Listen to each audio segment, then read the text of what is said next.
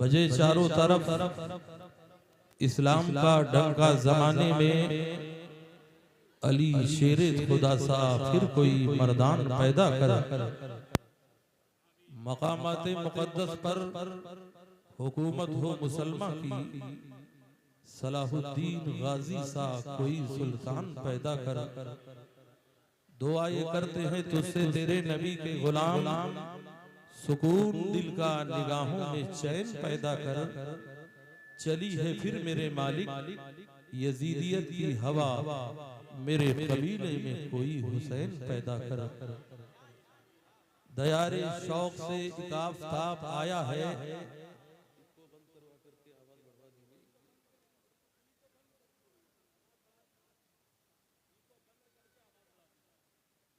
दयारे शौक से एक आफताब आया है।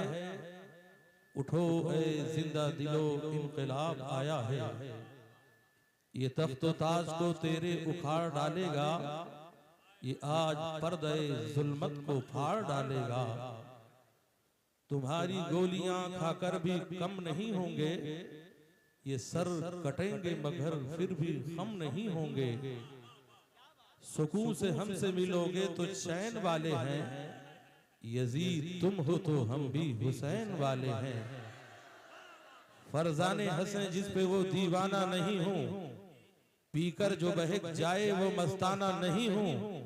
है फर्त अलम ने भी मुझे जब्त की कुव्वत, जो भर के छलक जाए वो पैमाना नहीं हूँ। सौदा ये जमाने में खसारे का नहीं है, ईमान की दौलत से मैं बेगाना नहीं हूँ। मैं शाइक़े अनवारे हकीकी हूँ सरापा, जो शम्मा पे जल जाए वो परवाना नहीं हूँ। ये बरेली नहीं ईमान का मस्कन है यहाँ, आशिक़े सैयदे अबरार का मदफन है यहाँ। एक नई रुत है यहाँ, इल्म का गुलशन है यहाँ।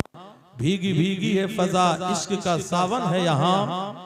जर्रे अंगड़ाइयां लेते हुए बेदार हुए, हुस्न की जोत से रोशन दरो दीवार हुए। दुआ बहार की मांगी थी इतने फूल गिरे, कोई जगह न बची मेरे आशियाने में। ऐ अर्श नशी फर्श नशीनों की खबर ले, अफलाक के साए में जमीनों की खबर ले। तूफान तला तुम के बहुत तेज है धारे, इस्लाम के कमजोर सफीनों की खबर ले। कुछ और हो न हो इतना जरूर होता है, दुरूद पढ़ने से चेहरे पे नूर होता है। आइए हम और आप मिलकर सबसे पहले कौनैन के फरमा रवा, दोनों आलम के ताजदार, सारे नबियों के मालिको मुख्तार, अर्श के मुकद्दस कानून को फर्श पर लाने वाले पैगंबर इस्लाम जनाबे मुहम्मदुर रसूलुल्लाह सल्लल्लाहु ताला अलैहि वसल्लम की बारगाहे नाज़ में अपनी गुलामी का सबूत देते हुए दुरूद व सलाम का नजराना पेश कर लें। अल्लाहुम्मा सल्ले अला सय्यिदना शफीना नबीना करीमना मौलाना मुहम्मदिन बारिक सल्लिम सलातो व सलामन अलैका सय्यदी या रसूल अल्लाह। हजरात, जिस जगह जिक्र नबी होता है तो बढ़ के मलक चादरे नूर वही तान लिया करते हैं। जो वफादार है वो कब्र हो या महशर हो, अपने महबूब को पहचान लिया करते हैं। अभी आप एक बेहतरीन नात खां की जबान से नातें सुन रहे थे। सारा पानी छू के होठों से गुलाबी कर गया, वो नदी की मछलियों तक को शराबी कर गया।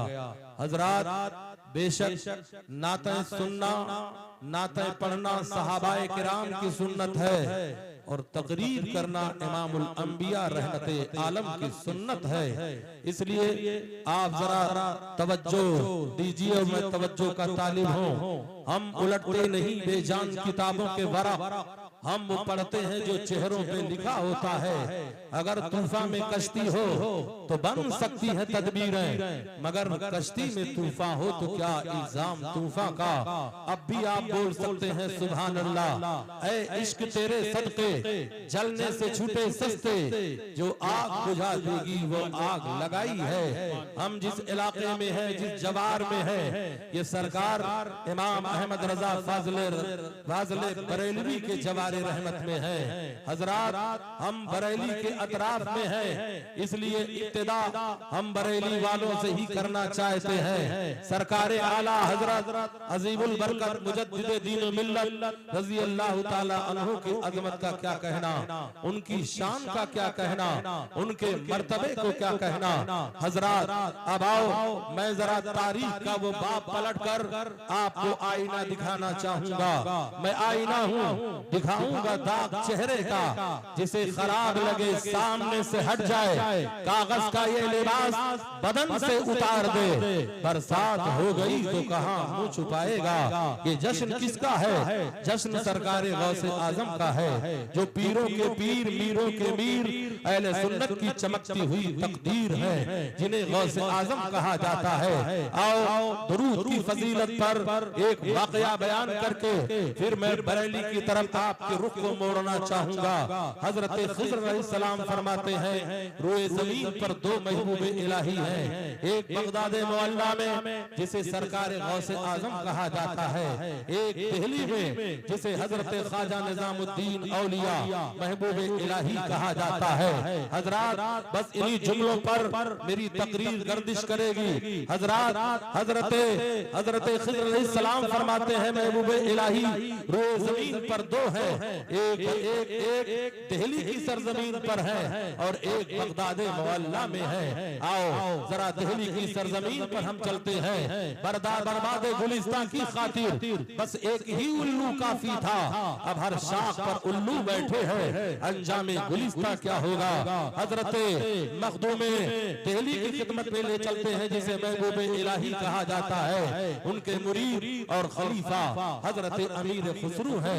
एक दिन अमीर खुसरू चंद रुबाई लिखकर अपने शेख की खिदमत में हाजिर हुए और पढ़कर सुनाया।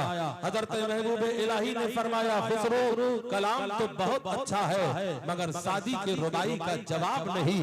एक दिन गए, 3 दिन गए, 4 दिन गए, वापस कर दिए गए। दिल भर आया, रो पड़े, कहने लगे सरकार वो कौन सी खूबी है जो शेख सादी के कलाम में है, जिसे खुसरू नहीं लिख सकता।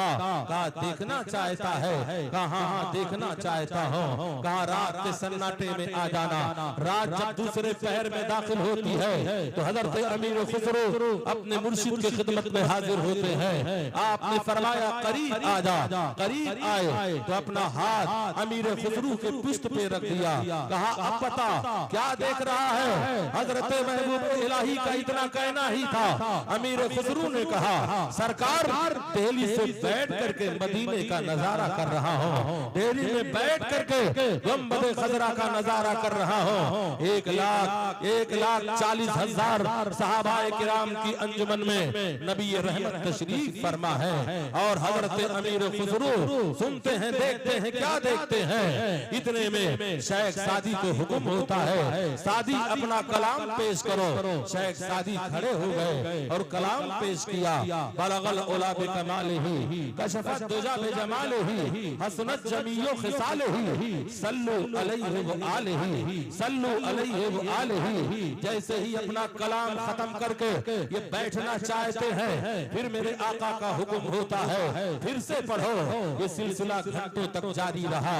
तब अमीर खुसरू पे वजद का आलम तारी हो गया और चीख मार करके कहा सरकार मैंने मान लिया, ना तो खुसरू का ना तो शेख सादी का जवाब है, ना उनके लिखे हुए कलाम का जवाब है। हजरात, अब इस कलाम की अजमत को जरा मैं बताऊं, इसे इतना बड़ा दर्जा कैसे मिला, बुलंदी कैसे मिली, इतना बड़ा मकाम और अजमत कैसे मिला।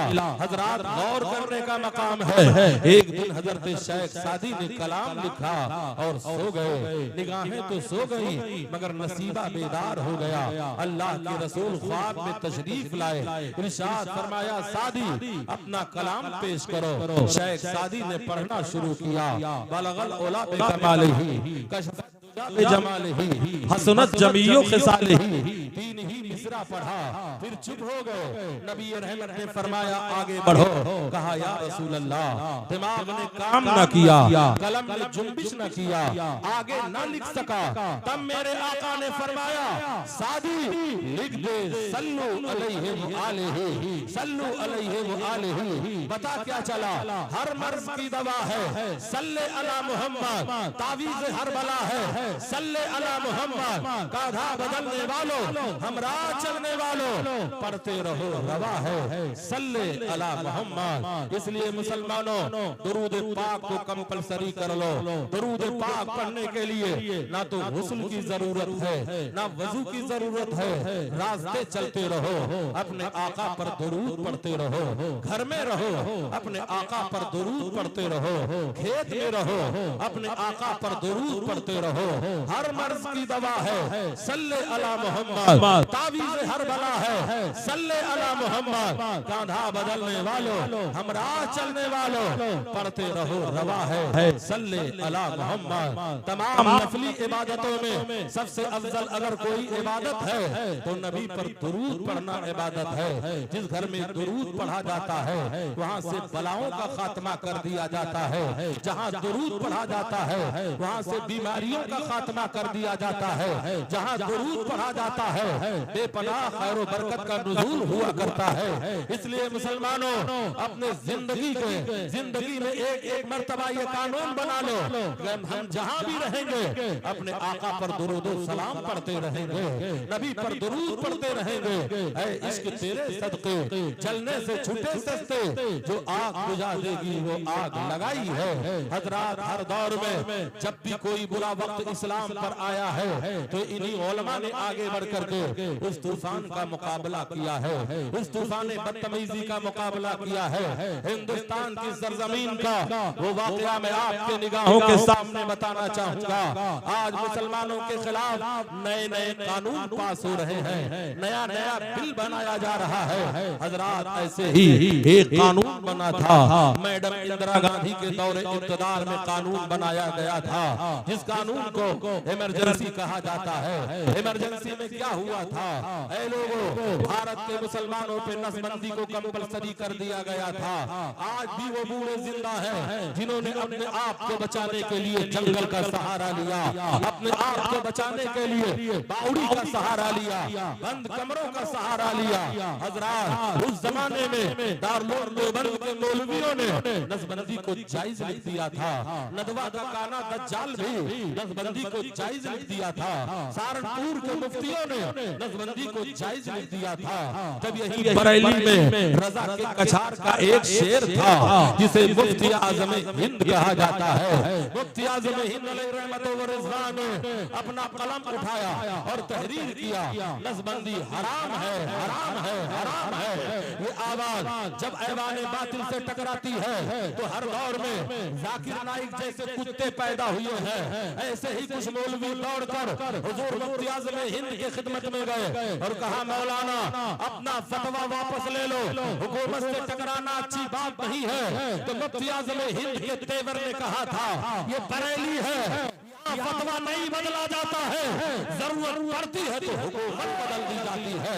ऐ इसकी तेरे सदके जलने से छूटे सस्ते, जो आग बुझा देगी वो आग लगाई। नारे तकबीर, नारे रिसालत, फैज़ाने गौसे आज़म, मसलके आला हज़रत, फैज़ाने सरकार मुफ्ती आज़म हिंद। हजरात सरकारे गौसे आज़म का ये जिक्र हो रहा है, इसलिए मैंने इब्तिदा जो किया शबीहे गौसे आज़म हुजूर मुफ्ती आज़म हिंद से शुरू किया है। हजरात ये बरेली नहीं, ईमान का मस्कन है यहाँ, आशिक़े सैयदे अबरार का मदफन है यहाँ, एक नई रुत है यहाँ, इल्म का गुलशन है यहाँ, भीगी भीगी ये फजा इश्क का सावन है यहाँ। जर्रे अंगड़ाइयां लेते हुए बेदार हुए, हुस्न की जोत से रोशन दरो दीवार हुए। जब भी कोई तूफान आया है इन्हीं उलमा ने आगे बढ़कर उस तूफान बदतमीजी का मुकाबला किया है। एक शख्सियत बरेली से फैज पाने वाली और है जिसे हुजूर सदरुल अफाजिल अलैहि रहमतुल्लाह व रिज़वान कहा जाता है। ऐ लोगों, जब इस भारत की सरजमीन पर शुद्धि संगठन के लोगों ने मुसलमानों पे जमीन को तंग कर दिया था, ऐ लोगों, तो मथुरा को हेडक्वार्टर बनाकर जमात रज़ाए मुस्तफा के उलमा आगे बढ़े थे, जिनमें हुज्जतुल इस्लाम हजरत अल्लामा हामिद रजा भी हैं, सदरुश शरिया अल्लामा अमजद अली भी हैं, मुबल्लिग आज़म अल्लामा अब्दुल अलीम मेठी सिद्दीकी भी हैं, हजरात शेर बेशे अहले सुन्नत मौलाना हशमत अली भी हैं। इन लोगों ने आगे बढ़कर के तूफान का मुकाबला किया था। 4 लाख मुसलमान अपने ईमान से हाथ धो बैठे थे, ईमान से हाथ धो बैठे थे। इन लोगों के ईमान की हिफाजत के लिए रजा के सिपाहियों की एक जमात निकली थी है, जिस जमात का नाम जमात रज़ाए मुस्तफा है। इन लोगों ने मथुरा को हेडक्वार्टर बनाया और वहीं से बैठ करके तबलीग दीन किया था, तबलीग इस्लाम किया था। वो लोग जिन लोगों ने कलमा को छोड़ दिया था, फिर रजा के इन सिपाहियों के सदक़े में अल्लाह ने उन्हें कलमा अता फरमाया, उन्हें कलमा नसीब हुआ। मज़ीद 4 लाख और गैर मुस्लिमों ने भी कलमा पढ़ा था। तब मथुरा का एक पंडित हजरत सदरुल अफाजिल से टकरा कर कहा था, मौलाना तुम मुझसे क्या मुनाजरा करोगे? अरे तुम पर नाजिल होने वाले कुरान को 18 पारा हमने अपने सीने में महफूज कर लिया है। तो सदरुल अफाजिल ने कहा था, तब तक ये मेरे कुरान का मौजज़ा है कि कुफ्र की छाती पे चढ़ करके कुरान बोल रहा है कौले मोहम्मद कौले खुदा, फरमान न बदला जाएगा, बदलेगा जमाना लाख मगर कुरान। नारे तकबीर, नारे रिसालत, मसलके आला हजरत, इश्क मोहब्बत, सारे इस्लाम मोहम्मद अली फैजी साहब किबला। नारे तकबीर, नारे रिसालत। हजरात आप तशरीफ रखिए, आप तशरीफ रखिए। देखिए हिंदुस्तान के मुमताज नात खां हजरत शायर इस्लाम मोहम्मद अली फैजी तशरीफ रखते हैं। आप इनके रुखे ज़ेबा की ज़ियारत कीजिए और बैठिए। थोड़ी देर गुफ्तगू के बाद इंशाअल्लाह रस घोलते हुए अंदाज में इनके ज़बान से आप कलाम नबी सल्लल्लाहु ताला अलैहि वसल्लम से बात करेंगे। हजरात जो लोग अफरा तफरी के माहौल में हैं, मेरी गुजारिश है वो बैठ जाएं, मेरी गुजारिश है वो बैठ जाएं। जितनी देर अफरा तफरी आप करोगे घाटा आप ही का होगा, इसलिए मैं गुजारिश करूंगा जहां जगह मिले वहां बैठ जाइए। हजरात मैंने जिक्र किया बरेली की सरजमीन से वो अबकरी शख्सियत जिन्हें शबीह गौसे आजम कहा जाता है, जिन्हें सरकार मुफ्ती आज़म हिंद अलैहि रहमत व रिज़वान कहा जाता है।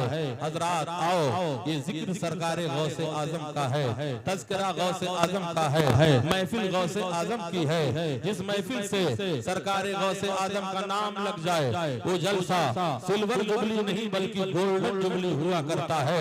इसलिए गौसे आजम के शहदाई आप हो, गौसे आजम के चाहने वाले आप हो, गौसे आजम का खुतबा पढ़ने वाले आप हो। अब आओ, अल इस्तिकामत फौकल करामत, इस्तिकामत की जो मंजिल होती है वो करामत से बुलंद हुआ करती है, लेकिन अगर करामत ना बयान किया जाए तो हक ही अदा नहीं होगा। अगर करामत ना बयान की जाए तो हक अदा नहीं हो सकता है। इसलिए ऐ लोगों अब आओ जरा करामत की मंजिल में आपके जहन को मैं करीब करना चाहूंगा। जब उनके गदा भर देते हैं शाहाने जमाना की झोली, मुहताज का जब ये आलम है मुख्तार का आलम क्या होगा।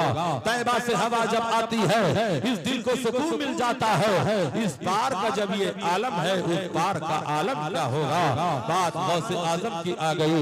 एक शहर है जिसे अहमदाबाद शरीफ कहा जाता है, वही अहमदाबाद में एक जगह है जिसे वटवा शरीफ कहा जाता है। वहीं पर एक औलाद गौसे आजम है जिन्हें हजरत कुतुब आलम रहमतुल्लाह ताला अलैह कहा जाता है। उनके बेटे हजरत शाह आलम रहमतुल्लाह ताला अलैह हैं। आओ चलो सरकार कुतुब आलम की खिदमत में चलते हैं। कुतुब आलम रहते थे तो हिंदुस्तान में, मगर अक्सर नमाजों को मस्जिद नबवी शरीफ में पढ़ा करते थे, जहां में मर्द हक है सूरत खुर्शीद जीते हैं। इधर डूबे उधर निकले, उधर डूबे इधर निकले। वो अक्सर नमाजों को मस्जिद नबवी शरीफ में मदीना तैयबा में पढ़ा करते थे।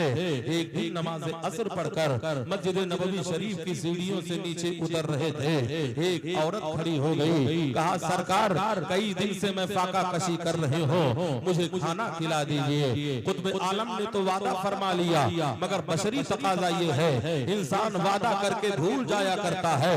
हजरत कुतुब आलम रहमतुल्लाह ताला अलैह नमाज इशा के बाद अपने कमरे में गए, वादा भूल गए। जब सुबह होती है तो अपने आप को अब वटवा शरीफ अहमदाबाद में पाते हैं। सुबह होती है, भूख की शिद्दत सताती है, अपनी खादिमा को आवाज देते हैं। एक ज़ईफा औरत आगे बढ़ी, इरशाद फरमाते हैं मुझे मीठी रोटी खिला दे, भूख की शिद्दत बढ़ गई है, मुझे आज मीठी रोटी खिला दे। औरत आगे गई, बर्तन से आटे को निकालती है, गुड़ तोड़ती है, आटे को गूंथ कर एक खमीर तैयार कर लेती है। फिर हजरत कुतुब के सामने चूल्हा जलाती है, उसके ऊपर मिट्टी का तवा रखती है, मिट्टी के तवा रखने के बाद एक रोटी बेलती है। फिर सरकार कुतुब आलम से कहती है सरकार ये रोटी पहले आपको खिला दो या मदीने में बैठी ज़ईफा को खिला दो, मदीने में बैठी औरत को खिला दो। हजरत कुतुब आलम ने फरमाया हाँ हाँ ये रोटी पहले तो मदीने की खातून को खिला दे। हजरात कहते हैं औरत ने रोटी पकाया अहमदाबाद में, मगर जब हाथ उठाया तो मदीना पहुंच गया।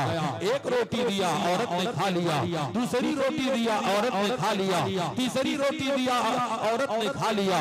जब वहां से बस कर देती है तो दो रोटियां बचती हैं, जिसे हजरत कुतुब की खिदमत में पेश कर देती है।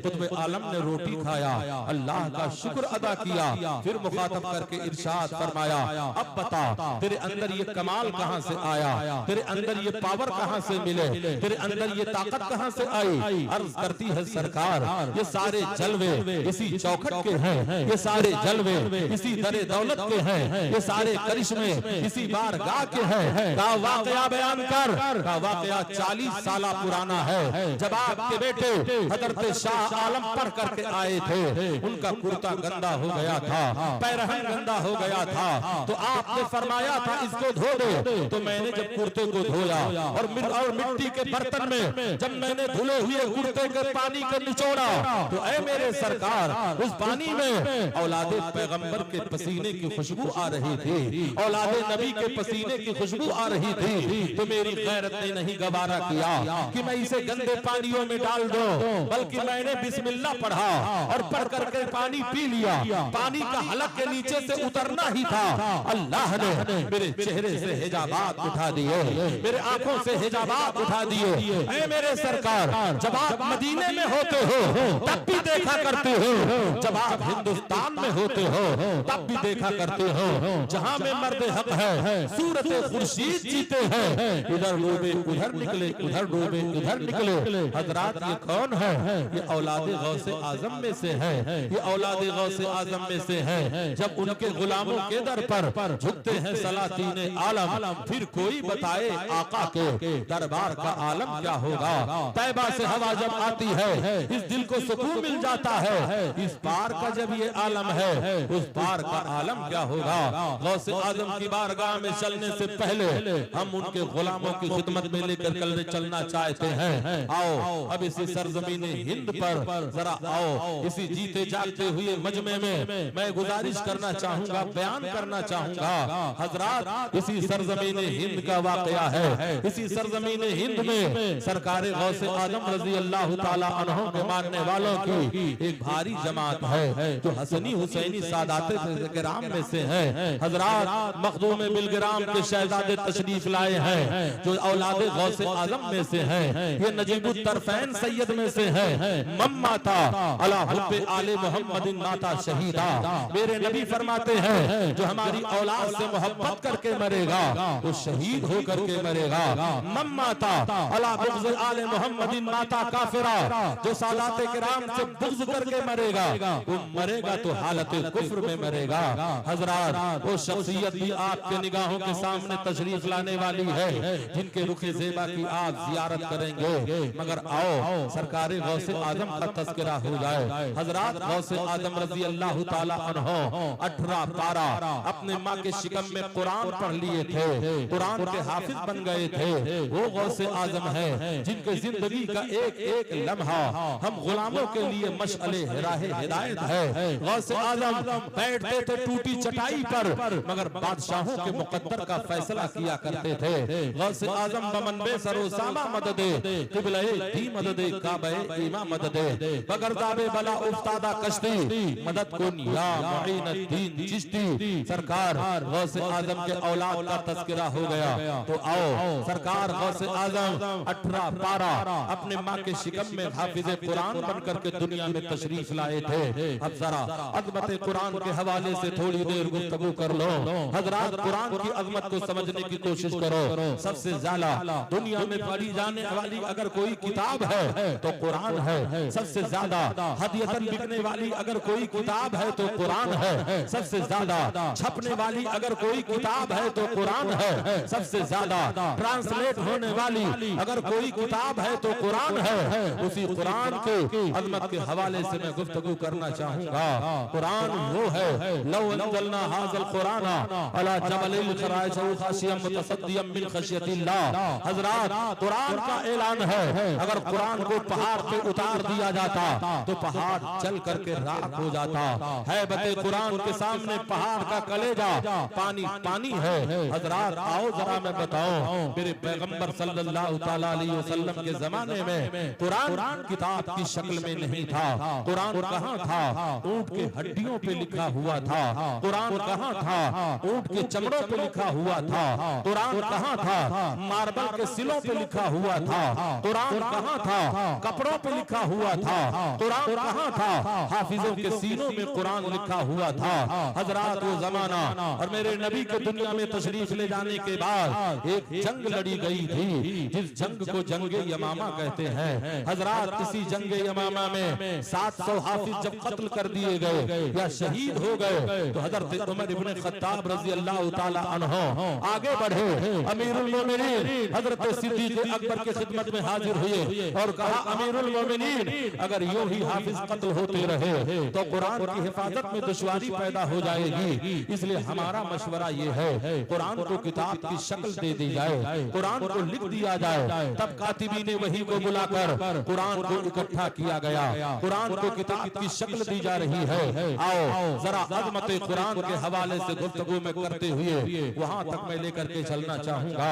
एक शहर है जिसे न्यूयॉर्क कहा जाता है, अमेरिका जैसे मुल्क का शहर है, वहीं पर एक कुरान का मोजज़ा रोनमा हुआ था। अज़मत कुरान के हवाले से गुफ्तगू करना चाहूंगा। अमेरिका के किसी हॉस्पिटल का वाकया है। किसी हॉस्पिटल में 2 औरतों को एडमिट किया जाता है जिनके बच्चों के पैदाइश का टाइम पूरा हो चुका था। बच्चे पैदा होने वाले थे, अचानक बिजली फेल कर दी गई या बिजली कट गई। जब अंधेरा फैला, दोनों औरतों के जिस्म से 2 बच्चों ने जन्म लिया। एक औरत के जिस्म से बेटा पैदा हुआ, एक औरत के जिस्म से बेटी पैदा हुई। हजरात, जब उजाला फैला तो दोनों औरतें लड़ने मरने के लिए तैयार हैं। दोनों का मुतालबा है, बेटा मैंने जना है, बेटी को ठुकरा रही है। हजरात, बताने का मकसद ये है, अर्ज करने का मकसद ये है, जब उजाला फैला तो औरतें लड़ने मरने के लिए तैयार है। अब समझ में नहीं आ रहा है कि बेटा किसको दिया जाए या बेटी किसको दी जाए। तो इन्हीं यहूदियों की टीम में एक डॉक्टर थे जिनका नाम सैयद अब्दुल रहमान कादरी था। ये भी औलादे गौसे आजम में से थे। ये हमेशा यहूदियों से कहा करते थे, हमारे कुरान में हर केस का जजमेंट मौजूद है, हमारे कुरान में हर मुकदमे का फैसला मौजूद है, हमारे कुरान में हर बीमारी का इलाज मौजूद है, हमारे कुरान में हर चीज का जवाब मौजूद है। तब डॉक्टरों ने कहा, हम डीएनए टेस्ट नहीं करेंगे, सोनोग्राफी का सहारा नहीं लेंगे, अब्दुल रहमान को बुलाओ और उससे कहो सर अपने कुरान से पूछ करके बताए कि बेटा किस औरत को दिया जाए, बेटी किस औरत को दी जाए। हजरात, जब अब्दुल रहमान कादरी को ललकारा गया तो इन्होंने मिस्र की तरफ रुजू किया, जामे अजहर के मुफ्ती को कॉल किया और पूछा, हुजूर बताइए आज यहूदियों ने कुरान को टारगेट बना दिया है, आप ऐसा जवाब दीजिए जिससे अज़मत कुरान भी उजागर हो जाए और हमें तसल्ली बख्श जवाब भी मिल जाए। वहाँ के मुफ्ती ने कहा, सैयद साहब घबराने की जरूरत नहीं है, कुरान में एक आयत है वो लिज़्ज़क्रे मिस्लु हज़्ज़िल उन्सयैन, यानी मर्द को औरतों के मुकाबले में डबल दिया जाएगा। यानी मरने वाले की मीरास जब बटेगी, मरने वाले की प्रॉपर्टी जब बटेगी, बाप की मिल्कियत जब बटेगी, तमाम हुकूक अदा करने के बाद जब बेटे की बारी आएगी और बेटी की बारी आएगी तो बेटे को डबल दिया जाएगा, बेटी को सिंगल दिया जाएगा। आलिम रब्बानी ने कहा जब कुरान ने मर्दों की पोजीशन को डबल रखा है तो एक काम करो, दोनों औरतों के जिस्म से दूध निकाल लो और लेबोरेटरी के हवाले कर दो और इंतजार करो जिस दूध में प्रोटीन का मात्रा डबल हो, हयातीन का मात्रा डबल हो, विटामिन का मात्रा डबल हो, लहमीन का मात्रा डबल हो, उसको बेटा दे दो। जिसमें सिंगल हो उसको बेटी दे दो। ये फैसला जब सैयद अब्दुल रहमान कादरी लाकर यहूद और नसारा के सामने रखते हैं तो वो हंसने लगे, क्या ऐसा भला हो सकता है। जल्दी जल्दी दोनों औरतों के जिस्म से दूध निकाले गए और लेबोरेटरी के हवाले कर दिए गए। इधर सैयद अब्दुल रहमान कादरी सजदे में है, दिल से जो बात निकलती है असर रखती है, पर नहीं ताकते परवाज मगर रखती है। इधर सजदे में है, जब प्रिंट होकर रिपोर्ट आती है तो एक दूध में प्रोटीन का मात्रा डबल है, विटामिन का मात्रा डबल है, लहमीन का मात्रा डबल है, हयातीन का मात्रा डबल है, एक में सिंगल ही सिंगल है। ऐ मुसलमानों, जिसमें डबल था फैसले के मुताबिक उसको बेटा दे दिया गया, जिसमें सिंगल था फैसले के मुताबिक उसको बेटी दे दी गई। हजरात, इस अजमत कुरान को देखकर 1000 यहूदी मर्दों औरतों ने ये कह करके कलमा पढ़ा था, ऐ अब्दुल रहमान मैंने मान लिया तेरा दीन सच्चा है, तेरे नबी सच्चे हैं, तेरा कुरान सच्चा है, तेरा इस्लाम सच्चा है। अब देर न कर, मुझे भी कलमा पढ़ाकर मुसलमान बना ले। जब तक बिके न थे तो कोई पूछता न था, तूने खरीद कर मुझे अनमोल।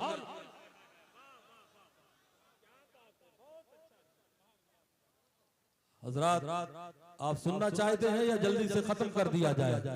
सुनना चाहते हैं तो जरा बोलिए सुभान अल्लाह। ऐ इश्क तेरे सदके जलने से छूटे सस्ते, जो आग बुझा देगी वो आग लगाई है। और बड़ा साहब आवाज जैसे बढ़ाए थे वैसे बढ़ा दीजिए, हमें फौरन समझ में आ जाता है। हकीकत सुर्ख मछली जानती है समंदर कितना बूढ़ा देवता है।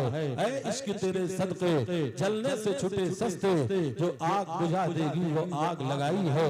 ये जिक्र किसका है? ये जिक्र सरकारे गौसे आजम का है। ये महफिल किसकी है? पीरों के पीर, मीरों के मीर, रोशन ज़मीर, अहले सुन्नत की चमकती हुई तकदीर की महफिल है। आओ अब जरा करामत की मंजिल में ले चलते हैं। अल इस्तिकामत फौकल करामत, इस्तिकामत की जो मंजिल होती है वो करामत से बुलंद हुआ करती है।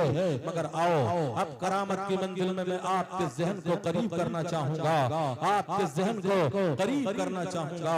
यही सरजमीन हिंद है, जब तन के गोरे और मन के काले अंग्रेजों ने भारत को गुलामी की जंजीर पिन्हाई थी, जब भारत पर विक्टोरिया की हुकूमत चल रही थी, इसी सरजमीन हिंद का वाकया है। आज वो शहर हमारे पड़ोसी मुल्क में है, मगर है तो हमारा एक शहर है जिसे लाहौर कहा जाता है। लाहौर शहर में एक राजा था जिसे रंजीत सिंह के नाम से याद किया जाता है। उसके दौरे इक़्तिदार में लोग कहते हैं वो अमन पसंद इंसान था, वो अमन पसंद इंसान था, तो कभी कभी इंसाफ भी कर दिया करता था।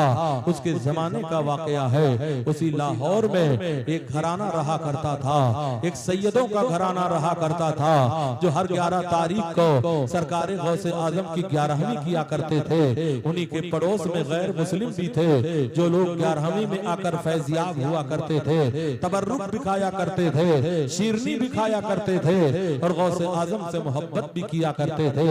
एक सुनार रहा करता था, उसकी बीवी सुनारन थी जो हसीनो खूबसूरत थी, मगर एक मुस्लिम नौजवान था जो उसके गलियों का चक्कर लगाता था, बार बार उसके घर की तरफ तवाफ किया करता था। उसने अपने शौहर से कहा, इस मर्द की नजर जो मुझ पे उठती है तो दावते गुनाह देती है, इसलिए इससे मुझे बचाने की कोशिश करो। तब उसने कहा था, ये मुसलमान है, इसके निगाहों में तकद्दुस है, इसके निगाहों में एहतराम एहतराम है। ये जब चलता है तो अपनी नजरों को नीची करके चला करता है। हजरात कल के मुसलमान थे जिनके बारे में गैर मुस्लिम का तासुर ये था, आज का मुसलमान है जो हर गली चौराहे पे घूमा जा रहा है, घूमता हुआ पकड़ा जा रहा है और दुनिया के बड़े बड़े जराइम इसके कदमों के कदम पे बढ़ा रहे हैं। हजरात कहने का मकसद ये है, अर्ज करने का मकसद ये है, उसने अपने शौहर से कहा था कि ये नौजवान हमारे गलियों का तवाफ करता है, इसकी नीयत में हमें शक है। तब उसने ना माना। एक दिन का वाकया है, मई जून का महीना चल रहा था, गर्मी अपने शबाब पर है, गर्मी शिद्दत पे है, इंसान तो इंसान है, जानवर भी अपने अपने घोंसलों में छुपे हुए हैं, न कोई आदम है न कोई आदमजाद है। ये मियां बीवी किसी शादी के तकरीब में घर से बाहर निकलते हैं और जाना शुरू कर देते हैं। हजरात जैसे ही ये आगे बढ़े, पीछे से ये नौजवान एक घोड़े को दौड़ाता हुआ इनका पीछा करता है। औरत ने पलट कर देखा, ये तो वही नौजवान है जो हमारे घर में बार बार आया करता है, हमारी गलियों में बार बार घूमा करता है। अपने शौहर को खबरदार किया, कहा देखो जिस बात का डर था वो बात सामने आ चुकी है। ये नौजवान हमें इसकी नीयत अच्छी नहीं मालूम होती है। उसके शौहर का माथा ठनका, कहा घबराने की जरूरत नहीं है, अकेला वो भी है, अकेले हम हैं, घबराने की कोई जरूरत नहीं है। नौजवान आया, आते ही घोड़े से नीचे उतर गया और कहा तुम लोग पैदल क्यों चलते हो, आओ हमारे घोड़े पे सवार हो जाओ। तब उसके शौहर ने कहा ऐसा कैसे हो सकता है, एक औरत दो मर्दों के बीच में घोड़े पर कैसे सवार होकर के चलती है। तब उसने फरेब दिया था, धोखा दिया था।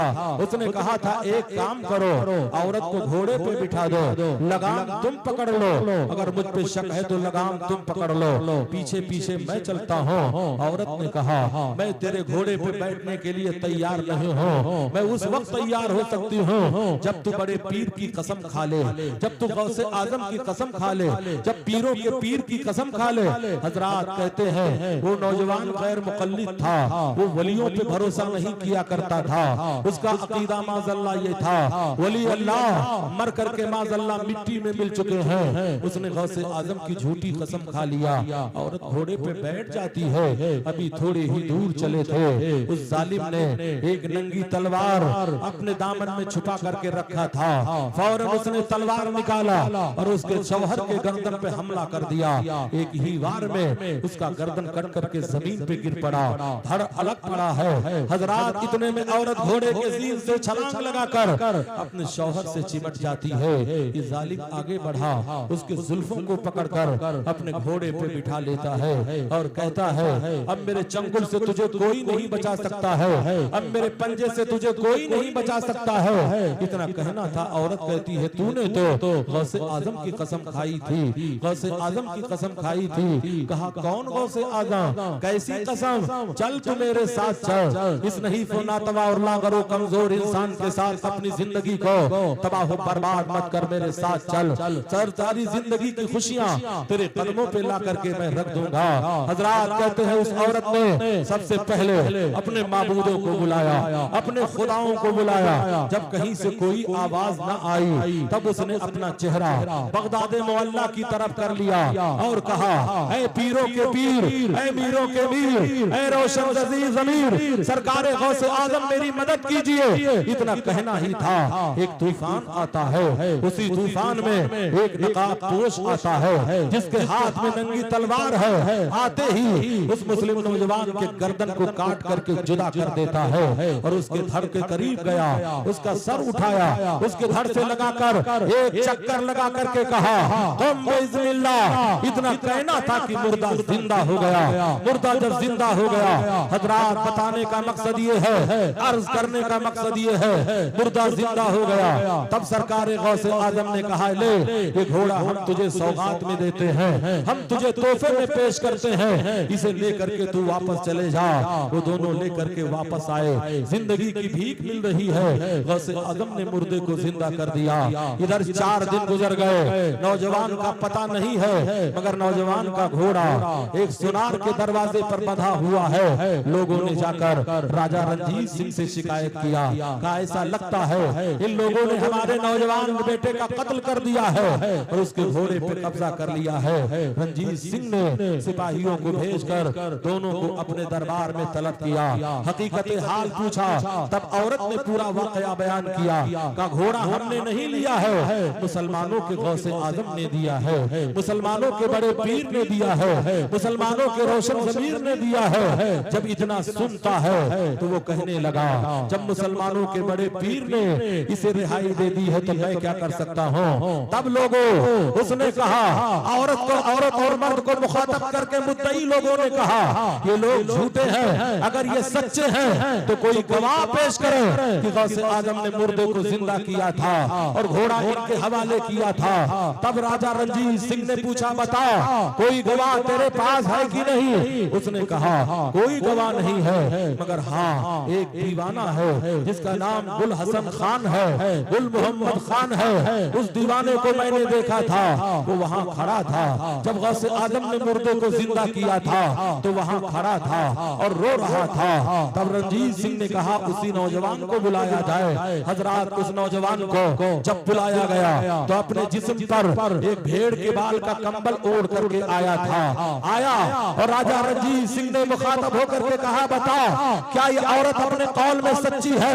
तब उसने कहा था, राजा तू क्या समझता है, लाहौर पर तेरी हुकूमत है, मेरे गौसे आजम ने मुझे लाहौर का कुतुब बना करके भेजा है, कुतुबियत मेरी चलती है, हुकूमत का फैसला तेरा हुआ करता है, तू हुकूमत नहीं कर रहा है, हुकूमत मैं कर रहा हूँ। इतना सुनने के बाद उसने कहा, जब गौसे आजम आए थे तो सबसे पहले इस नौजवान को कत्ल नहीं किया था, बल्कि मेरे पास आए थे और अपने तलवार की नोक से मेरे पीठ पे जख्म का एक निशान लगाया था और फरमाया था, तुझे यहाँ सो रहा है, एक औरत की इज्जत और आबरू खतरे में है। तब ऐ लोगों उसने कहा, राजा रंजीत सिंह ने कहा, जब मुसलमानों के बड़े पीर ने इसे रिहाई दे दी है तो मैं भी तुझे बाइज्जत बरी करता हूँ। जैसे ही ये मियाँ बीवी आगे बढ़ना चाहते थे, गुल मोहम्मद खान आगे बढ़ा और सुनारन हाथ पकड़कर जल्दी से उसके कंबल को पकड़ लेती और कहती है, महाराज जिस तरह आप मेरी जान पर गवाह हो गए हो, ऐसे मेरे ईमान पर गवाह हो जाओ। मैंने खुदा की बारगाह में तौबा कर लिया है और सच्चे दिल से मैं कलमा पढ़ करके हल्का बगों से इस्लाम होते हो। जब तक बिके न थे तो कोई पूछता न था, तूने खरीद कर मुझे अनमोल। ऐ इश्क तेरे सदके जलने से छूटे सस्ते, जो आग बुझा देगी वो आग लगाई है। ये थोड़ी देर मैंने बारगाहे गौसियत माब में जिक्र करने की सआदत हासिल की है, थोड़ी देर मैंने जिक्र जमील किया है। अब आओ जो लोग अहबाब का कुछ हुक्म है उस टॉपिक पर थोड़ी देर में गुफ्तगू करना चाहूंगा। नबी रहमत सल्लल्लाहु ताला अलैहि वसल्लम इस जमीन पर आए, इनकलाब लेकर के आए, अमन शांति का दर्स देते हुए मेरे पैगंबर तशरीफ लाए, मेरे आका इस दुनिया में आए, रहमत और नूर का खजाना लेकर के आए। वो हर आलम के रहमत है, किसी आलम में रह जाते ये उनकी मेहरबानी है जो ये आलम पसंद आया। उनके हयात पाकीज़ा हज़रत ज़र्री दौर का एक वाकया बताकर अपनी बात को मैं मुकम्मल करना चाहूंगा। नबी रहमत सल्लल्लाहु ताला अलैहि वसल्लम किस कदर हम पर मुशफ़िक़ व मेहरबान है, हम पर करम करने वाले मेरे आका व मौला है, किस तरह हम पर नजर इनायत सरकार किया करते हैं और हमारी बिगड़ी हुई बातों को बनाते हैं। आओ उसी माहौल में ले चलकर मैं आपको बताना चाहूंगा। एक सहाबी रसूल गुजरे हैं जिन्हें हजरत दहिया कल्बी रजी अल्लाह ताला अन्हु कहा जाता है। खुदा ने दहिया कल्बी को बहुत खूबसूरत बनाया था, बड़ा हसीन और खूबसूरत बनाया था। अरब की औरतें जब दहिया कल्बी अपने घर से निकलते थे तो पर्दे के पीछे से छुपकर इनके हुस्न को देखा करती थी, इनके रुखे ज़ेबा को देखा करती थी। एक दिन मेरे सरकार की नजर हजरत दहिया कल्बी के चेहरे पे पड़ गई। मेरे सरकार ने खुदा की बारगाह में हाथ उठाया और दुआ किया, या अल्लाह दहिया कल्बी को ईमान की दौलत अता फरमा दे, दहिया कल्बी को मुसलमान बना दे, दहिया कल्बी को मोमिने कामिल बना दे। जब सुबह होती है दहिया कल्बी मेरे सरकार की खिदमत में हाजिर हुए, आकर के अर्ज करते हैं, ऐ मोहम्मद इब्ने अब्दुल्लाह सल्लल्लाहु ताला अलैहि वसल्लम आप किस मजहब की बात करते हैं, किस धर्म की बात करते हैं, किस दीन का प्रचार करते हैं। तब मेरे सरकार ने फरमाया दहिया कल्बी इस्लाम का कलमा पढ़ लो, मोमिने कामिल बन जाओ, बुतों को खुदाई, बुतों की खुदाई को छोड़ दो, वो खुदाए वाहिद है जिसने सबको पैदा किया है, सारे जग का पालनहार है, उसकी इबादत करो, सजदा उसके लिए किया करो। तब दहिया कल्बी कहने लगे या रसूल अल्लाह, अगर मैं तौबा करके मुसलमान भी हो जाऊं तो क्या आपका खुदा मेरे गुनाहों को बख्श देगा, मेरे जुर्मों खता को बख्श देगा।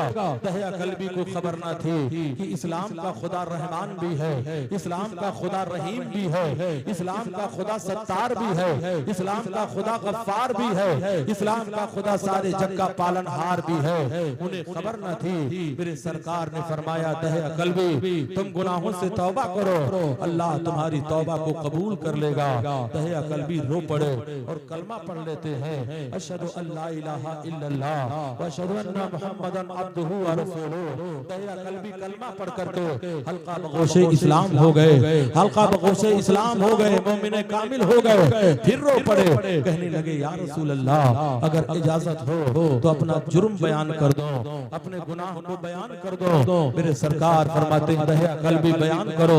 अर्ज करते हैं या रसूल अल्लाह, मैं अपने कबीले का सरदार हूँ, 150 घर हमारी सरदारी के नीचे आती है। मैंने एक कानून बनाया है और वो स्याह कानून ये है, मैंने कानून बनाया ये है कि अगर लड़की पैदा हो तो लड़की को जिंदा दफन कर दो या कत्ल कर दो, और अगर लड़का पैदा हो तो बाप की अमानत समझ करके माँ उसे अपने रेशमी आंचल में पाल ले। या रसूल अल्लाह, ये कानून मैंने बनाया है और 70 बच्चियों को इन्हीं हाथों से मैंने कत्ल करवा दिया है, 70 बच्चियों को मैंने जिंदा कब्र में दफन करवा दिया है। क्या ये मेरे गुनाह बख्शा जाएगा?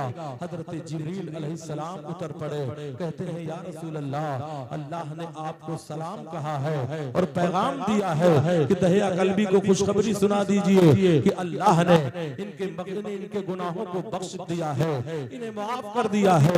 दहिया कल्बी की खुशियों का ठिकाना ना रहा, फिर रो पड़े और रोते रोते हिचकियां बच जाती हैं।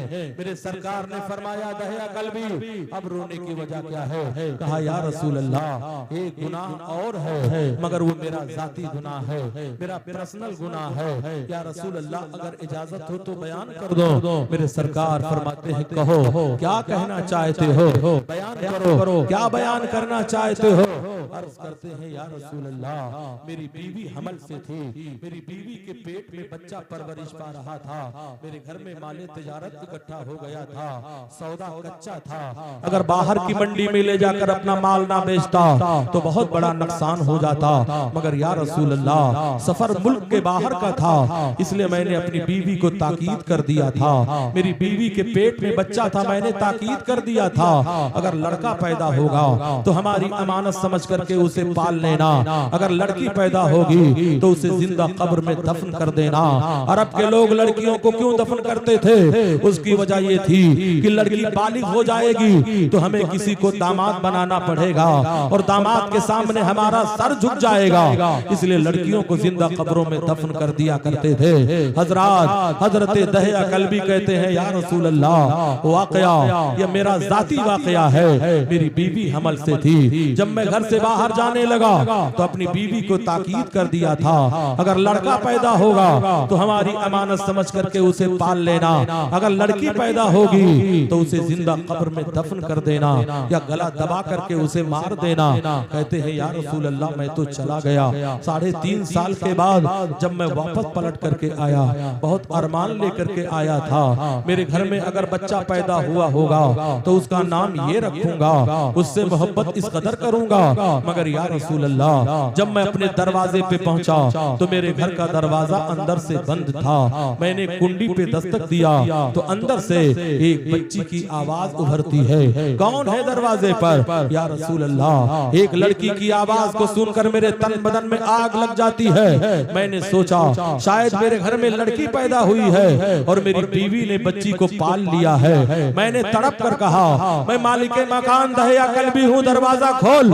या या रसूल अल्लाह। इतना कहना था, जब दरवाजा खुला तो एक 3.5 साल की बच्ची बाहर निकलती है जो बहुत हसीन और खूबसूरत थी। उसका चेहरा मेरे चेहरे से मिल रहा था, नाक नक्शा मुझसे मिल रहा था या रसूल अल्लाह। जैसे ही दरवाजा खोला उसने अपना सर मेरे टांगों के बीच में डाल दिया और अपने नन्हे नन्हे हाथों से मेरे पैरों को पकड़ करके रोने लगी। कहने लगी, मेरे बाबा आप इतने दिनों से कहां तक थे, कहां थे?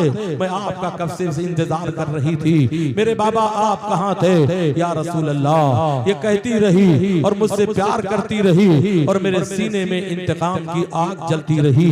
मैंने नजर दौड़ाई तो अपनी बीवी को देखा जो दीवार को पकड़ करके कांप रही है। मैंने तड़प कर उससे पूछा, मैंने तुझसे कहा था अगर लड़की पैदा होगी तो उसे कत्ल कर देना, लड़का पैदा होगा तो हमारी अमानत समझ करके पाल लेना, मगर तूने लड़की को पाल लिया। तब दहिया कल्बी की बीवी को अल्लाह ने हौसला बख्शा। उन्होंने जवाब दिया, ऐ दहिया कल्बी, जिस तरह बेटे अल्लाह की नेमत होते हैं ऐसे बेटियां भी खुदा की रहमत हुआ करती हैं। मैंने रहमत समझ करके बेटी को पाल लिया है, मैंने पाल लिया है। कहते हैं या रसूल अल्लाह, उस वक्त तो मैं कुछ नहीं बोला, मगर दिल में इंतकाम लेकर 15 दिन तक मैं सब्र करता रहा। जब 15 दिन गुजर गए तब एक दिन मैंने अपनी बीवी को धोखा दिया और कहा, एक काम कर, मेरी बेटी को अच्छा सा गुस्ल करवा, बेहतरीन कपड़े पहना, इसे ले जाकर के जरा मैं बाजार ले जाना चाहता हूँ। हजरात, मेरी बीवी ने सोचा शायद मेरे शौहर ने मेरी बेटी को तस्लीम कर लिया है, मेरी बेटी को तस्लीम कर लिया है। उसकी रूह झूम जाती है। जल्दी से उठी, मेरी बच्ची को गुस्ल करवाया, अच्छा कपड़ा पहनाया। हदीस के अल्फाज हैं, एक नन्हा सा दुपट्टा अपनी बेटी के गर्दन में डाल दिया। दया कल्बी का बयान है, जब वो मेरे गोद में आई तो ऐसा लग रहा था जैसे 14वीं रात की चांद का टुकड़ा मेरे गोद में आ चुका हो। दिल तो चाह रहा था इसको पाल लो, मगर अपना ही बनाया हुआ कानून था जो मेरे पैरों के लिए दीवार बन चुका था। या रसूल अल्लाह, मैंने अपनी बेटी को उठाया और कंधे में एक साइड रखा और कदम जब बढ़ाया तो उस कमरे की तरफ कदम बढ़ाया जहां कब्र खोदने का फावड़ा रखा हुआ था, कब्र खोदने वाली कुदाल रखी हुई थी। या रसूल अल्लाह, मेरे कदम जब उस कमरे की तरफ बढ़े तो मेरी बीवी की रूह कांप उठती है। उसने चीख मार कर कहा, मेरे सरताज, इस बेज़बान ने तुम्हारा क्या बिगाड़ा है? इस नन्ही सी जान पर रहम करो, इसे कत्ल मत करो।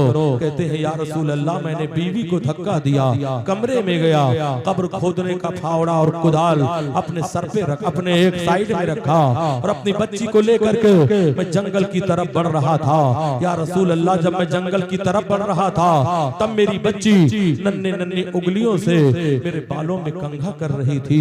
मेरी बच्ची कभी गुलाब जैसे पंखड़ी वाले होठों से मेरे चेहरे को चूम रही थी, कभी मेरे लबों को चूम रही थी, कभी मेरे गर्दन को चूम रही थी, कभी गले लगाकर मुझसे प्यार कर रही थी। या रसूल अल्लाह, मगर फिर भी मुझे रहम ना आया, फिर भी मुझे तरस ना आया। मैं ले जाकर के अपनी बच्ची को एक झाड़ के नीचे बिठा दिया, एक पेड़ के नीचे बिठा दिया और उसी के सामने या रसूल अल्लाह कब्र का गड्ढा मैं खोदना शुरू कर दिया। या रसूल अल्लाह, जब मैं कब्र का गड्ढा खोद रहा था, गर्दो गुबार उड़कर जब मेरे कपड़े पे आ रहे थे तब मेरी बच्ची से रहा न गया। जल्दी से उठती है और अपने नन्हे से दुपट्टे को लेकर के आती है और मेरे जिस्म से गर्दो गुबार को साफ करती है, मेरे जिस्म से मिट्टी को साफ करती है, पसीने को पोंछती है और मेरे बाहों में हाथ डाल करके रोते हुए कहती है, मेरे बाबा, इतनी मेहनत करने की जरूरत नहीं है, आओ जरा साए में बैठ जाओ, आओ मेरे पास बैठ जाओ, थोड़ी देर मुझसे मोहब्बत तो कर लो। कहते हैं या रसूल अल्लाह, फिर भी मुझे तरस ना आया, फिर भी मुझे रहम ना आया। मैंने कब्र का गड्ढा जब मुकम्मल कर लिया, एक झटके में उठा और बच्ची को उठाकर पूरी ताकत के साथ कब्र के गड्ढे में पटक दिया। या रसूल अल्लाह, मेरी बच्ची चीख मार करके बाहर निकलना चाह रही थी। मैंने पैरों की ठोकर से मारकर फिर उसे कब्र के गड्ढे में डाल दिया। या रसूल अल्लाह, वो बार बार निकलना चाहती थी, मैं बार बार पैर की ठोकर से उसे कब्र के गड्ढे में डाल रहा था। मेरी बच्ची रो रो करके कहती थी, मेरे बाबा, मुझे कत्ल मत करो, मेरी जिंदगी खत्म मत करो, मुझे घर से बाहर निकाल दो, मैं पलट कर तुम्हारे दरवाजे पे कभी ना आऊंगी। मगर कहते हैं या रसूल अल्लाह, शैतान मुझ पर मुसल्लत था, मैंने एक न सुना और मैंने कब्र के गड्ढे को पाटना शुरू कर दिया। फावड़ा उठाकर मिट्टी को मैं जल्दी जल्दी बराबर करना शुरू कर दिया। या रसूल अल्लाह, जब मेरी बेटी अपने गर्दन तक मिट्टी के अंदर दब जाती है, उसका सर बाहर था, तब उसने मेरी तरफ से उम्मीद को छोड़ दिया था और मरने से पहले मेरी बेटी ने जो आखिरी दुआ किया था, या रसूल अल्लाह, वो दुआ सोचता हूँ तो कलेजा मुंह को आता है। मेरे सरकार फरमाते हैं, बताओ दया कल्बी, तुम्हारी मरने वाली बेटी ने मरने से पहले कौन सी दुआ मांगी थी? कहा या रसूल अल्लाह, मेरी बेटी ने ये कहा था, या अल्लाह, वो तेरा नबी कब आएगा जो मरने वाली बेटियों को जिंदगी का मुद्दा सुनाएगा। यही कहते कहते या रसूल अल्लाह, मेरी बेटी की आवाज फना हो गई, मैंने अपनी बेटी का कत्ल कर दिया। रवायत के रावी का बयान है, मेरे सरकार इतना रोए, नबी इतना रोए कि नबी की दाढ़ी आंसुओं से भीग जाती है। तब वहीं पर मेरे आका ने एक तारीखी जुमला इरशाद फरमाया था, अल्लाह ने जिसे दो बेटियां दी हो और उसे अदब सिखाकर, उसकी तालीम देकर उसकी शादी कर दो, नबी फरमाते हैं कल कयामत के दिन उसके जन्नत की जमानत मैं दे रहा हूँ, जन्नत की सर्टिफिकेट मैं दे रहा हूँ। आता है गरीबों पे उन्हें प्यार कुछ ऐसा, खुद भीख दे और खुद कहे मक्ते का भला हो। मेरे सरकार सल्लल्लाहु ताला अलैहि वसल्लम के कदर मंज़िलत पर कुर्बान जाओ। मेरे नबी ने फरमाया था, जिसको खुदा ने दो बेटियां दी हो, उन्हें अदब सिखा करके शादी कर दे, वो जन्नती है। तो जिसके पास 3 बेटियां हैं, 4 बेटियां हैं, 5 बेटियां हैं, उनका मकाम व मर्तबा क्या होगा? ऐ फैमिली प्लानिंग के दिलदादा बनने वालों, हम दो हमारे दो कि बकवास करने वालों, मेरे नबी ने फरमाया था, ऐसी औरत से शादी करो जिनके यहाँ बच्चे ज्यादा पैदा हो, ताकि नारे तकबीर, नारे रिसालत, फैज़ाने गौसे आदम, नारे तकबीर, नारे रिसालत। सुभान अल्लाह। छूटे सस्ते जो आग बुझा देगी वो आग लगाई है। हजरात 12:30 बजने वाले हैं, मगर सुन्नियों के चेहरों पे कभी 12 नहीं बजा करता है। हम तो खुश अकीदा मुसलमान हैं, हमारी सुई 6 पे जाती है तो ख्वाजा की छठी याद दिलाती है, 10 पे जाती है तो 10वीं का जिक्र होता है, 11 पे चली जाए तो गौसे आजम का मुर्गा याद आ जाता है, 12 पे चली जाए तो 12वीं वाले सरकार का जश्न याद आ जाता है, 1 पे चली जाए तो खुदाए वाहिद की याद ताजा करती है। ये तो अहले सुन्नत की घड़ी है जिसमें 12 के बाद 1 बजता है, मगर मार्केट में एक मकरू घड़ी है जिसमें 12 के बाद 1 नहीं बजता है, वही घड़ी लास्ट में 24 बजाया करती है। हम उलटते नहीं, बेजान किताबों के वर्क हम वो पढ़ते हैं जो चेहरों पे लिखा होता है। अगर तूफान में कश्ती हो तो बन सकती है तदबीरें, मगर कश्ती में तूफान हो तो क्या इल्जाम तूफान का। हजरात, मैं आपका कतई ज्यादा टाइम नहीं लेना चाहूंगा, बस 5 मिनट के अंदर मैं अपनी बात को मुकम्मल करना चाहूंगा। ऐ इश्क तेरे सदके जलने से छूटे सस्ते, जो आग बुझा देगी वो आग लगाई है। हजरात, लच्छेदार तकरीरें सुन लेने में कामयाबी नहीं है, जब तौबा करके इंसान उठे, वादा करके इंसान उठे, तब कामयाबियां अता की जाती हैं। ऐ हय्या अलस सलाह की सदा सुनकर मस्जिदों के तरफ मुंह मोड़ने वालों, तुम तबाही के कगार पे क्यों खड़े हो? आज बड़े शौक से नारा लगाते हो, गौस का दामन नहीं छोड़ेंगे, पीर का दामन नहीं छोड़ेंगे, ख्वाजा का दामन नहीं छोड़ेंगे। अबे पकड़ा कब है जो नहीं छोड़ेगा? अगर पकड़ा होता तो हय्या अलस सलाह की सदा सुनकर तेरा रुख मस्जिद की तरफ होता, तो तेरे कदम उठते तो मस्जिद की तरफ होते। सरकार गौसे आजम से किसी मुरीद ने कहा था, सरकार गौसे आजम से किसी मुरीद ने कहा था, सरकार मेरी दुकान में बरकत नहीं हो रही है, जरा तावीज लिख दीजिए। तो गौसे आजम ने फरमाया था, अपने दुकान पे पर्दे डाल दे। कहा सरकार, दुकान तो दिखाने की चीज है, आप छुपाने की बात करते हैं। तब गौसे आजम ने फरमाया था, ताकि तेरी दुकान पर बेनमाजी की नजर न लग जाए। जी क्या बात। इसलिए इस इतने बड़े मजमे से आपको इस बात के लिए नसीहत की जा रही है कि नमाजों की पाबंदी करो, नमाज पढ़ते रहो, नमाजों की पाबंदी करो और तब गौसे आजम का फैजान तुम पर जारी हो सारी मिलेगा, वरना लंबी चौड़ी तकरीरें कर लेने में और सुन लेने में कोई कामयाबी नहीं है। कामयाबी तो जब है उठो तो तुम तौबा करके उठो, उठो तो सिराते मुस्तकीम पर गामजन होने का वादा करके उठो।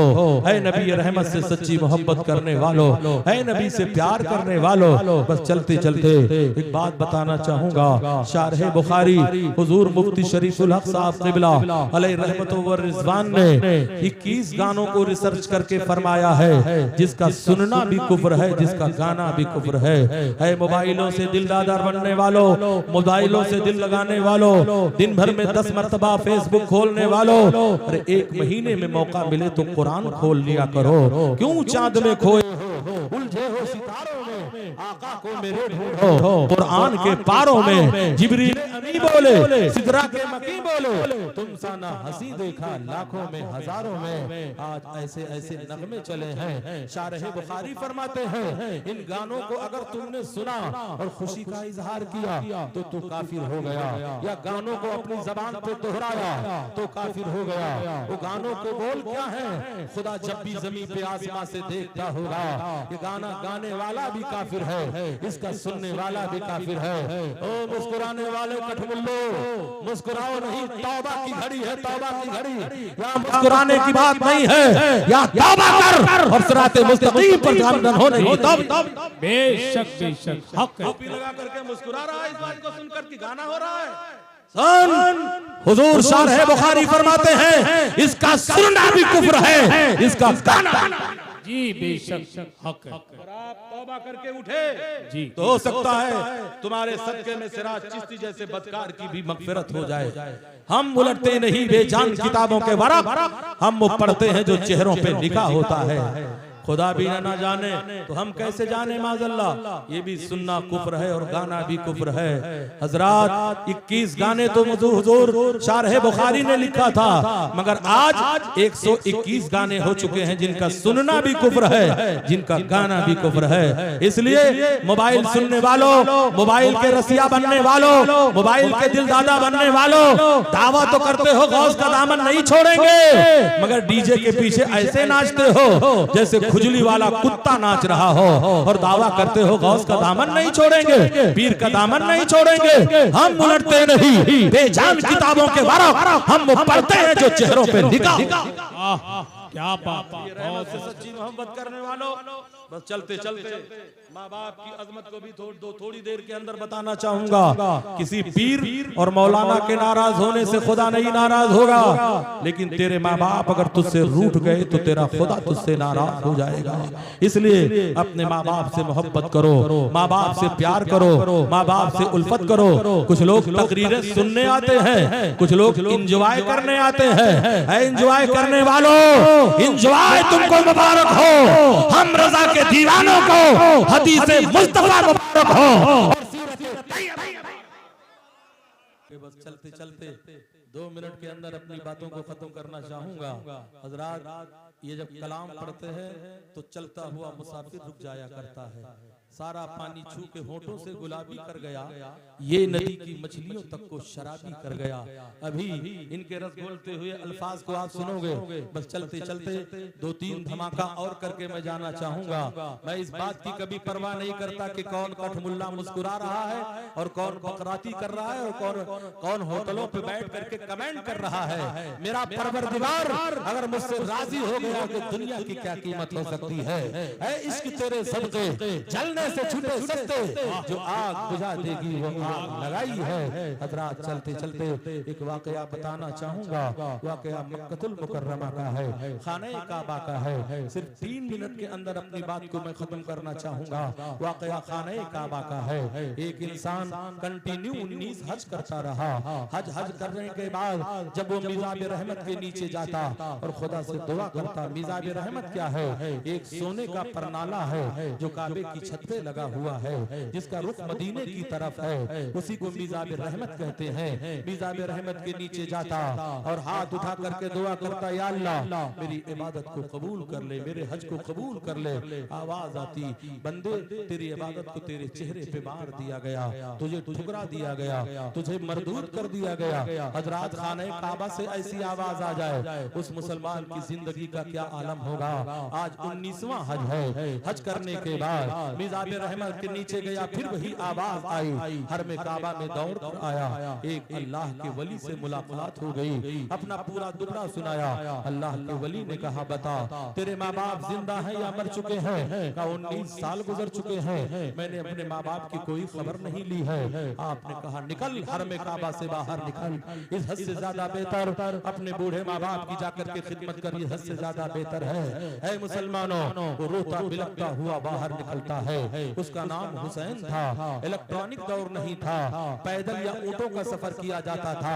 1 महीना सफर करने के बाद जब वो अपने घर पहुंचा, 19 साल के बाद गया है। छोटे छोटे बच्चे जवान हो गए हैं, न जाने कितने बूढ़े दुनिया से रुखसत हो चुके हैं। उसने पहुंचकर अपने बाप का नाम लिया, तब किसी ने तड़प कर कहा, जालिम आया भी तो तेरे बाप के मरने के बाद आया।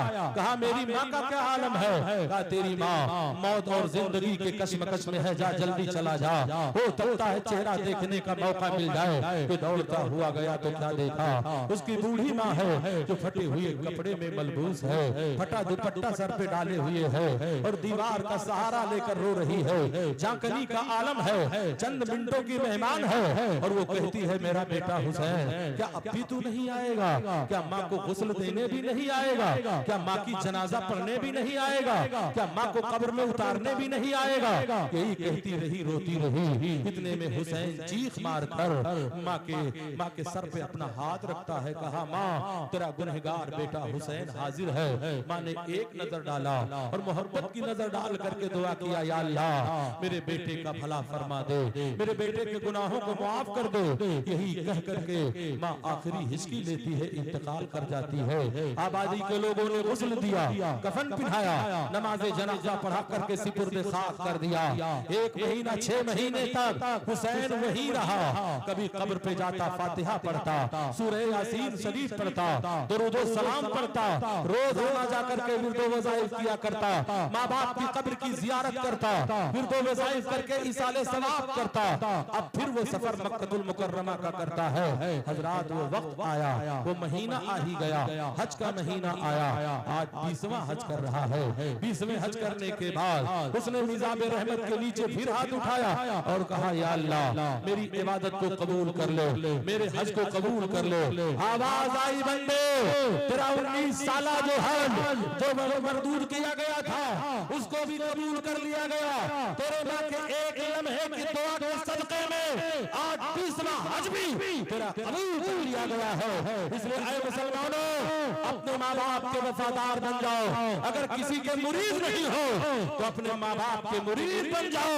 घरों से निकलो तो माँ के हाथों को चूम कर निकलो, घरों से निकलो बाप के कदमों को चूम करके निकलो। तुम सलामत रहो 1000 बरस, हर बरस के दिन हो 50,000। अल्लाह ताला अपने हबीब के सदक़े में, जश्न गौसुल वरा के सदक़े में अल्लाह हमारी मग़फ़िरत फरमाए, हमारे आने वाली नस्लों की मग़फ़िरत फरमाए। कुछ रहे या ना रहे, पर ये दुआ है कि अमीर नज़ा के वक्त सलामत मेरा ईमान रहे।